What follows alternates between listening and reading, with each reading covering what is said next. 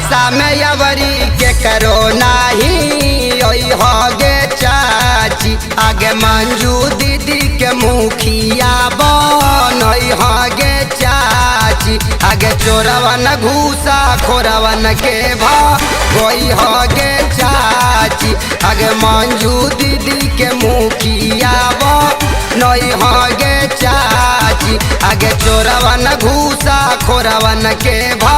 कोई हो गे चाची आगे मंजू दीदी के मुखिया बनई हो गे चाची मेयारी पंचायत के भगिया जगई हो गे चाची आगे चोरवन घूसा खोरवन के भई हो गे चाची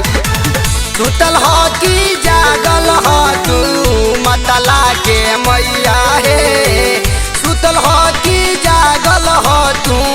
मतला के मैया हे भोट मांगे आइल हथिन चंद्रदेव भैया हे भोट मांगे आइल हथिन चंद्रदेव भैया हे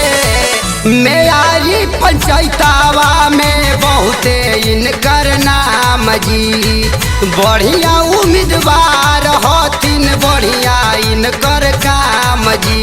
काम गे मेयारी पंचायतवा में बहुते इनकर नाम जी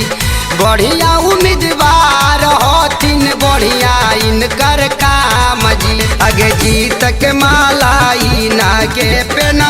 होई हो गे चाची आगे चंद्रदेव भैया के न भूलई है गे चाची आगे चोरवन घूसा खोरवन के गई है गे चाची मेयारी पंचायत के भगिया जा गई है गे चाची आगे नोट पर ना वोट बराबाद करी है गे चाची नोट पर ना वोट बराबाद करी है गे चाची मंजू दीदी के अब की जिंदाबाद करी है गे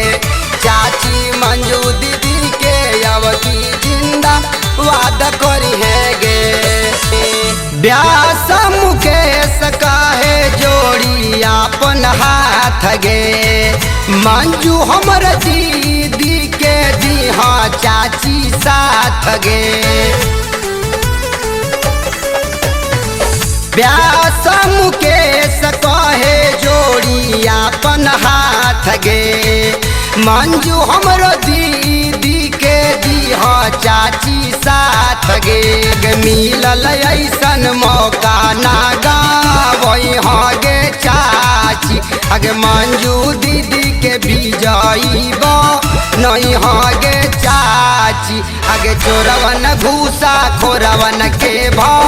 गई है गे चाची आगे मंजू दीदी के विजयी नहीं है गे चाची मेयारी पंचायत के भगिया जा गई है गे चाची आगे चोरवन घूसा खोरवन के गई है गे चाची।